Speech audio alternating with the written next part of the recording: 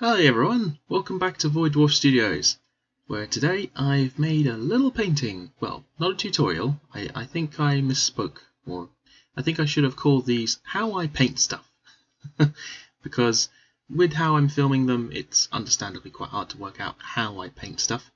But the previous video with the Black Templar got a lot of views, so I'm guessing you like this format? I'm more than willing to try something different if you'd like to see me actually paint the model as I'm painting it, but let me know in the comments below. So today we're going to be looking at how I paint quickly a Stormcast Eternal.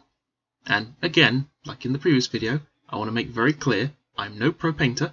I'm comfortable enough to show you how to get a model tabletop ready quickly, because I feel like a lot of people in this hobby get intimidated by how to make a model look good, and really, it's really not that hard. It's not that hard to make a model look at least decent, you know? If I can do it, anyone can do it. That's what I reckon. So, as I'm doing Stormcast, I figure might as well get myself a nice piece of artwork to refer to, just so you get the general gist. And I'm going to go with the Hammers of Sigmar. And here is the model we're going to be using, a nice click-together plastic Stormcast. I already pre-painted the base, which I did ages ago, so we're not going to be focusing so much on the base, just the Stormcast herself in this case. And the Hammers of Sigmar have a nice simple colour scheme, but the most important thing we start with is Retributor Gold, because that's what we're going to be using mostly. Cover that all over the armour, and you're not going to go far wrong. It may require a couple coats. And it should look something like this. As you can see, I've just gone over all the armoured parts. I haven't glued it to the base, because frankly that would be a real pain in the bum if I had to keep repainting the base over and over again. So this is one of the nice things about these click models, they're nice and easy to take apart and put back together. Next, the most common colour, going blue. Much like in the last tutorial, just go with the biggest colours first. Get them out of the way. Here we go. So the skirt and the shield I've painted blue, just covered all over the shield there. Oop, camera. Focus, focus, focus, focus. Oh, god damn it, it's focusing on the paint. Come on, you can do it. Come on. There we go. Sort of. God damn it, camera. Anyway, so MACRAGGE blue is a nice base. You're going to be using that quite a lot if you're going to be painting Hammers of Sigmar. And they are the most numerous of all the chambers for Stormcast. So, I wonder what our next primary colour is. Well, it's on the base colour, but we are going to go over all the fabrics with a nice bit of a shabty bone. And it should look something like that. Again, don't get too worried if stuff goes over the top. I need to put some of shabty bone on the banner that's on the Stormcast shield, but otherwise that's done.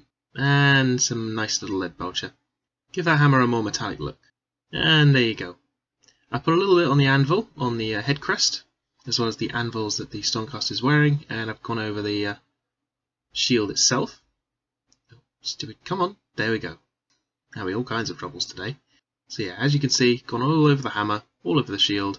The bands that are covering that little gem, as this is a secutor, so they have those cool little gem things that help against spirits and the undead.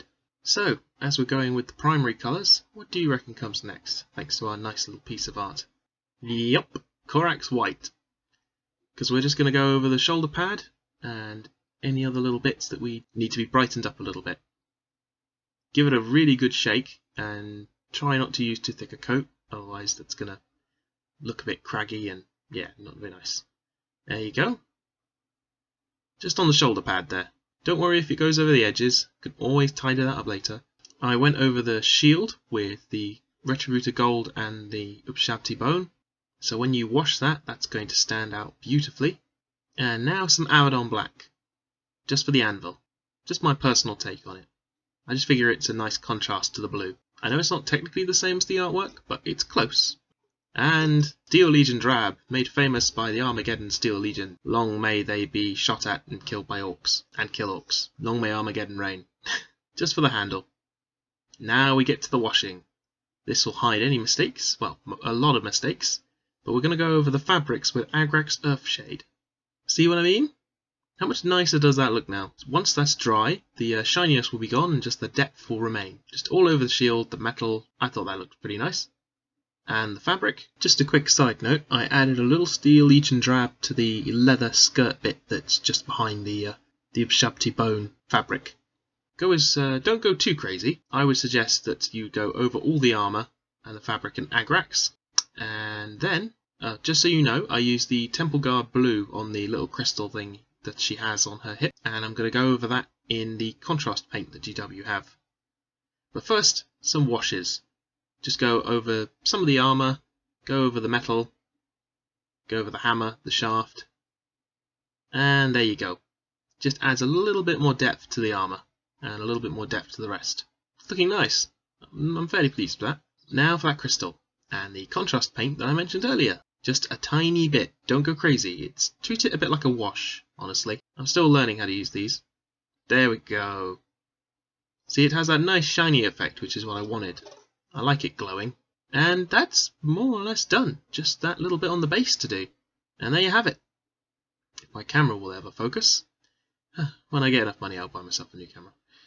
So this is one I've painted earlier. And this is one I painted in the tutorial. It's not too bad. Slightly different crystals, but otherwise I'm pretty happy with it. I hope you all found this useful. If there's any particular models you'd like a quick how I paint stuff, then put it in the comment below. Like and subscribe, it really helps.